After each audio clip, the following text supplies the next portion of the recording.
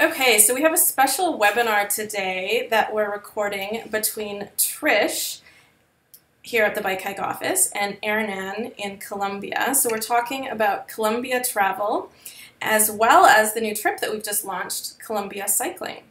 So welcome to the webinar and welcome Hernan. Thank you, Tracy. I'm really happy to be here. So we'll just start with talking about Colombia in general. I know a lot of people are really curious about Colombia. So let's get started talking about how Colombia has changed over the years and how Colombia travel has changed. That's a very important question, Tracy. Thank you very much for the opportunity. So Colombia, everybody knows it has gone under very tough times for a long time. Fortunately for us, the safety for Colombians and for foreigners returned to the country after the year 2004, and then from 2006 and on, it has been possible to do travel or to travel around the country for foreigners. There's like a very clear tourist trail that has been operated for tourism for since 2006, as I said. So that means that it's been 11 years already, and little by little, every year, tourism has grown up around 10%, 10 to 15% per year, which is a lot more than what it's growing around the globe, which is around 4%. So nowadays, last year, I think the numbers were close to 4 million foreign visitors coming to Colombia. We expect that the statistics for 2017 are going to be greater. We are actually feeling a lot of demand growing from foreign visitors to Colombia during the last 6 months, especially after the peace deal. Okay, and one thing I just realized that I didn't properly introduce you as our guide in Colombia. So you're a guide in Colombia, and one thing I should ask too is how long have you been working in travel in Colombia and guiding in Colombia, and what's your experience with that? I mean, full time I have been doing it since 2010, but I did work as a guide and I worked in tourism at the late 90s. And then now that tourism, it's a big deal in Colombia again, so I'm now dedicated full time to this. So you could say that I've been doing this for 7 years already, full time. Awesome. Okay, and then to go back to, so you have great experience with guiding trips in Colombia and then our upcoming trip in Colombia, so we're excited about that. One thing that we wanted to go back to, you mentioned the peace deal, and some people might have some questions about what that is or what that involves, so can you elaborate a little bit more on what the peace deal was? Sure. Colombia has had a conflict for almost 50 years with guerrilla groups. One of them, the biggest one of all, it's called the FARC, the Revolutionary Armed Forces of Colombia, that have been around for a long time, as I said, and they have done a lot of harm to the country. But finally, the government was able to make a deal with them, a peace deal that was signed at the end of last year. And this has cost for about 7,000, let's say, rebels to demobilize and to give up their weapons. And we are now in the process of these people to reintegrating with the civil life like a normal person should do it. Just to be clear, these groups, especially the FARC, they were located between years 2006 and last year. They were operating in areas, in remote areas of Colombia, especially in the last 15 years. The FARC was operating in isolated areas of the country. mainly the jungle areas, areas bordering Venezuela, areas that don't have roads, mostly don't have roads or have difficult access, and of course areas where it was difficult for the army to find them. And the last years, unfortunately, the FARC had become a drug dealing group, so they were involved in the drug trafficking. Oh, sorry about that. So it's very important to know that. So actually, the guerrillas, and fortunately for us, they weren't a factor for tourism in the tourist trail of Colombia, and not in the areas we're going to be with the cycling trips, and not in the normal attractions for foreigners in Colombia. Okay, that's good to know. So that sort of brings up the question on everyone's mind whether Colombia is safe. Yes, Colombia is safe, and it's actually interesting to see when we receive foreigners. Just for you to know, last year we had 1,000 visitors that we operated for from different countries in the world, mainly North America and Europe. And it's kind of interesting that the first time that people come to Colombia, they, especially when they just arrive for the first time, they are kind of afraid and they are thinking that something bad is going to happen. But by the second or third day, they just don't want to know about us because they notice that they can go around or they can get around no problem by themselves. And in general, uh, being in Colombia, it's like visiting any other country. In big cities, you have to be always careful with your personal objects, and but in the rural areas in general, it's just a very nice experience. And we hope that the clients that you bring in June, they're gonna confirm this. Yeah, we hope so too, for sure. And then that's a great segue into talking a little bit about the culture of Colombia and then the culture that one might be able to experience on this trip. So you mentioned the rural regions, and that's sort of where you'll also get probably a lot more sense of the country when you visit those regions. And so if you want to just pop in here, Trish, and sort of lead the conversation about cultural interactions in Colombia, because that's sort of your passion and why you want to, or one of the main reasons you want to start this trip there. So first of all, I had the wonderful experience of cycling through Colombia with AIRLINES last October, when I was out there scouting Colombia for a new bike hike destination, and it was spectacular. I heard so much over the years of Colombia being the jewel of South America, and I can definitely see why. And it was definitely very culturally rich, but let's hear it from the expert. So Ernan, can you just give us a little details of what kind of cultural interactions we can expect while we're in Colombia? Well, this is very interesting, and during this trip, we're going to be visiting two different areas, actually almost three different areas of the country. The first one is going to be Bogota, which is a big city.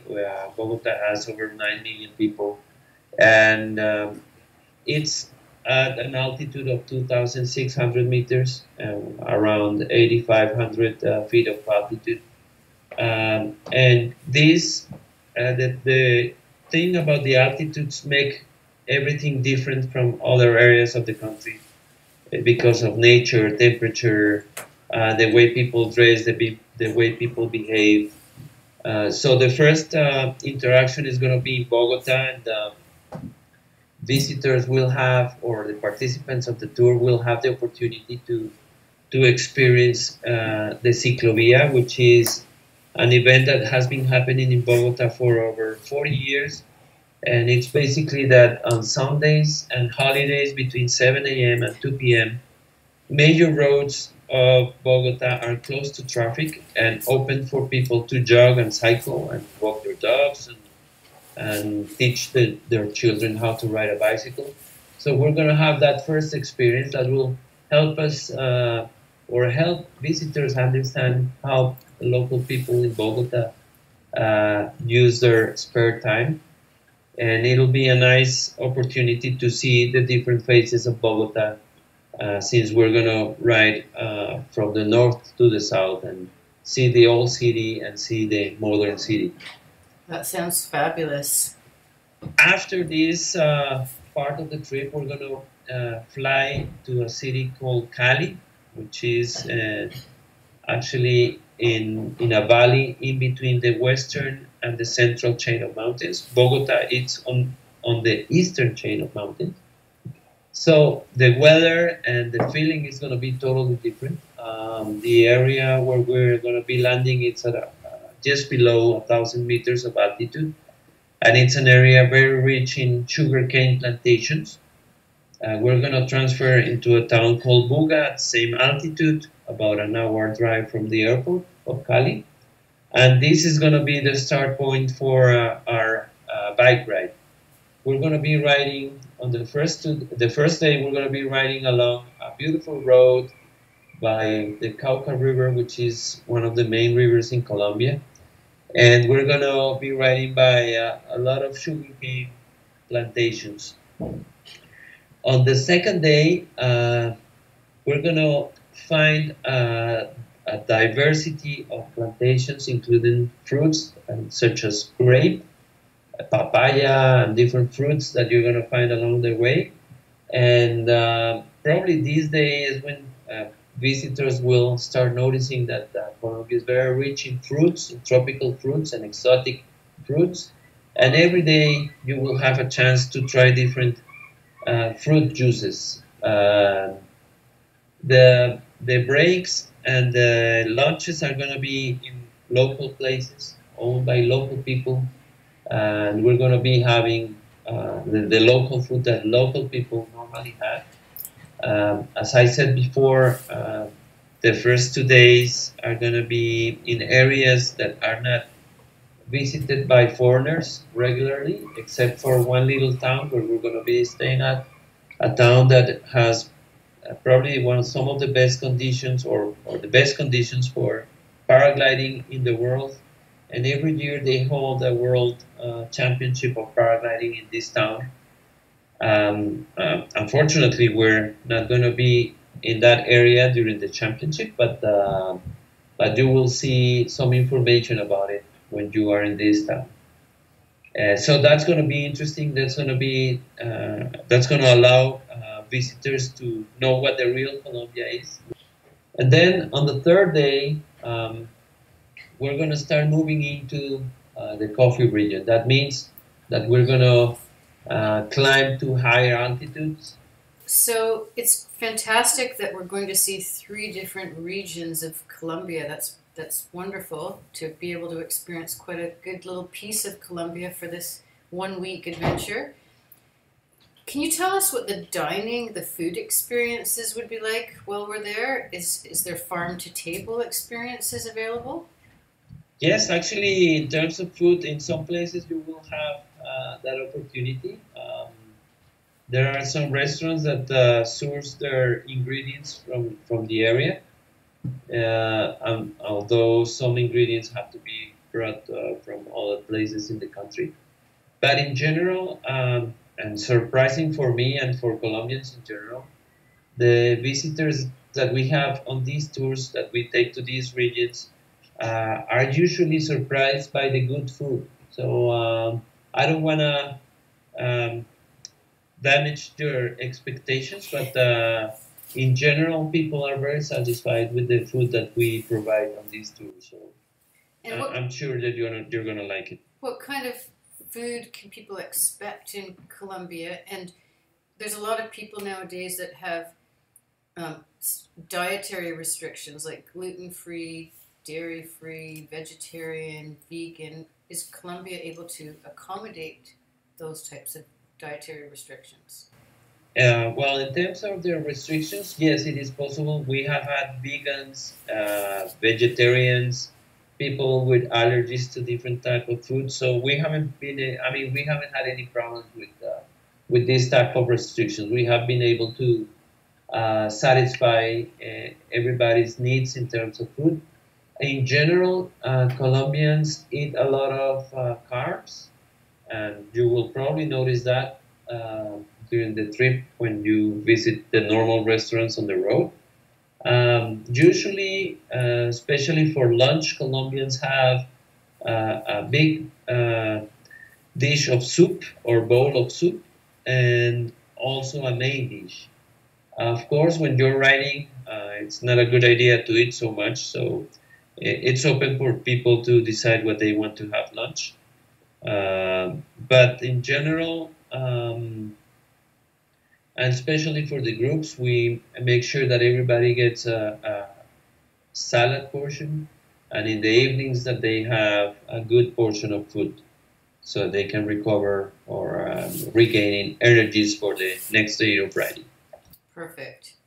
So that leads us to our first trip that we've designed with you is a cycling trip, all cycling trip. So and one of the reasons we chose an all cycling trip is because Colombia is quite a famous country for cycling. And what makes Colombia so special for cycling, Hernan? Okay, well, Colombia is now known for its good cyclists participating or racing in the Tour de France, Giro d'Italia, Vuelta a España. Colombia has had a long culture, a long gone culture of cycling. Since I have memory, in the 80s, I remember there were very good Colombian cyclists participating or racing Tour de France and Vuelta a España. One of them won the Vuelta a España in the 80s. Unfortunately, the Colombian team at that time was not prepared to race against the European teams. And the only big race that was won was Vuelta a España, but Tour de France never won by a Colombian. Although the very big, difficult stages for Tour de France, we had some Colombians winning, like heroes, this type of stages. And Colombians in general have been very good climbers for a long time because of the geography that we have. We have the Andes entering Colombia from the south, from Ecuador, and then it splits into three chains of mountains. Some of the best, or most of the best cyclists in Colombia are from the areas that have a lot of mountain roads at high altitude as well. And we actually have the longest climb in the world, being Alto de Letras is the name for it.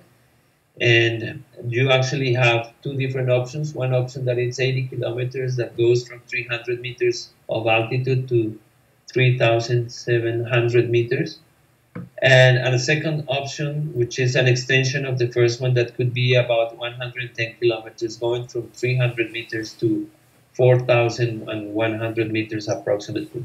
That gives you an idea of the type of terrains that we have in Colombia. And in terms of cycling culture, one of the comments that we have, that we get a lot from our tourists or visitors coming to ride in Colombia, is that the Colombian drivers are in general very, very friendly with cyclists. So people in general feel really comfortable riding whenever there's traffic. The traffic is never aggressive with cyclists on the roads. That's great. So that will give you an idea of how it is. So what kind of roads will we be biking on the BikeHike trip? Okay, so the trip is going to be, I would say, about 85% paved roads. The pavement on the roads, and most of them is in very good condition. Some roads have some little holes, but in general, it's very, very nice. We're going to have some gravel roads in some sections. I think the longest section on a gravel road is about 12 kilometers long. And out of these 12 kilometers, we have approximately 2 of downhill, about 6, about 6 of mostly flat terrain, and then about 4 of climbing. One of the day we're going to have 9 kilometers of climbing on a gravel road, that it's going to be mostly climbing. It has some sections with concrete paths that you can use to make it easier, but the views and the scenery and the landscapes are really rewarding, so it's worth doing it anyway. Fabulous. So in general, I would say that the paved roads are in good condition. We will have some roads that where we will have to deal with medium traffic. But as I said before, most of the roads are going to be with low traffic. Okay, and do we have a support vehicle along for people who are tired and want to jump in? That's correct. We're going to have a support vehicle. The vehicle will be carrying our luggage, and it's going to be carrying water, bananas, and oranges, and so that anybody can have access to it. And the vehicle will be looking after us throughout the trip. Perfect. Can you tell us a little bit about the bikes we'll be riding? We now have specialized bikes. The model is Rock Hopper Comp. They have 18 speed. They are 18 speed disc brakes, and we're going to be using tires that are better for pavement, so they're not so thick, and they will allow clients to pedal easily on pavement, but they will be good as well for gravel roads. Perfect. So how fit do you think a cyclist has to be able to do this trip? Well, I think that the important thing is that whoever comes to do this tour has to be somebody who rides frequently. I mean, once a week, twice a week, maybe. And I would definitely suggest that before coming, do some little training, especially with clients, if possible. But most of the clients who come, they at the end they say that that of course it's not easy, but everything is doable. And at the end, anybody who rides a bicycle frequently can easily do this tour. It's just an epic adventure through Colombia by bike, in my opinion. And yeah, how many kilometers are we cycling in the whole duration? The total is, we're going to be doing around 300 kilometers total. That's perfect. So is this a point-to-point cycling trip, meaning we're cycling from our hotel to hotel without getting in the support vehicle unless we feel the need to get into the support vehicle? That's correct. It's going to be a point-to-point trip, yeah. That's perfect. That's my passion in life. Point-to-point cycling trips. So so people who aren't quite familiar with Colombia might just need familiarization with the map and where to fly into. What's the best place to fly into for Colombia? And what do you know about airlines that are good for operating into Colombia? That's a great question. Most of the international flights arrive into Bogota, and for this particular trip, the best place to fly into would be Bogota, because that's where the tour starts. From North America, there are several airlines flying to Colombia, mostly from the US. From Canada, Air Canada is flying direct from Toronto. Okay. But if people are coming from the West Coast, there are different routes that they can take. So they can look at Continental Airlines, Delta Airlines, American Airlines, the Colombian airline called Avianca as well, that has direct flights from a lot of US cities. And another option could be to fly Copa or to fly into Panama and connect with Copa as well. Those are the different options that you may have. Okay, great. And in terms of the best time of year to fly or to visit Colombia, what's the best time of year to travel to Colombia or plan a trip in Colombia? Well, Colombia is located very close to the equator. That means that we don't have seasons as the northern hemisphere or the southern hemisphere have, which means that temperature-wise, Colombia has the same temperatures more or less same temperatures all around the year or year round. The only thing that we have is dry seasons and rainy seasons. And as being so close to the equator and in the areas, especially the areas near the mountains, this does not mean that during the dry season you won't have rain, because you can have it, or during the rainy season it's going to rain every day, which doesn't happen. So anytime during the year it's good to come. Statistically, the time of the year with less rain is between January and March. Uh, it depends. I mean, whether global climate change is, we're feeling it, and the usual weather that we used to have is actually changing. So again, any time of the year could be good, and I'm sure that people who come will have sunshine, and at the same time they will have some rain during their visits to Colombia. So it's good to just sort of expect a little bit of either, no matter what time of year one visits. Yes, you have to be prepared for either one, for sunny days and for rainy days as well. So anyone from Vancouver would be very prepared. Yeah, I did. So the next question about sort of Colombia in general is, what can a person expect in terms of expenses in Colombia? Is Colombia a very cheap country? Well, if you compare it with the U.S. dollar, we are now very cheap. Our currency devaluated in about 30% a year and a half ago or 2 years ago. So that would make it really cheap for anybody holding U.S. dollars. I do know that the Canadian dollar also devaluated a little bit, so it probably is not as good as for Americans, but it's still cheap, especially when visiting rural areas. Cities like Bogota and Cartagena, which are probably the most visited ones in the country, are probably the most expensive ones, and depending on what type of services or food or places you visit, you can find items or services that could be very expensive, or you can also find cheap ones.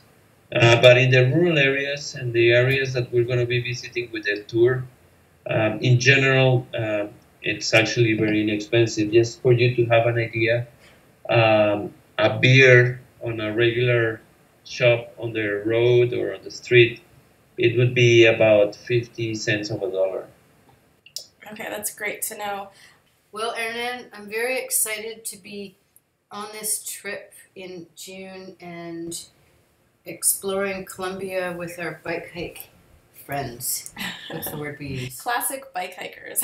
With our bike hikers for our first inauguration trip coming up this June.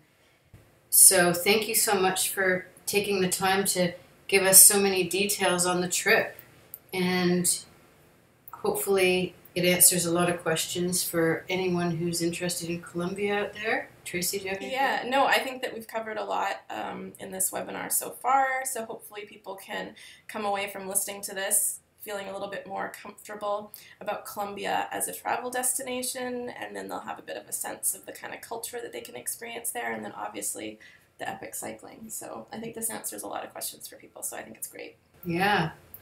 Thank you, Hernan, so much, and we'll see you in a few months. Yeah, thanks so much, Aaron. Thank you, Tracy. Thanks for the opportunity, and we're really excited that we're bringing a first group to Colombia, and we hope that people enjoy it as much as previous clients have done in the past, and that more people will want to come to Colombia to visit and to ride their bicycles.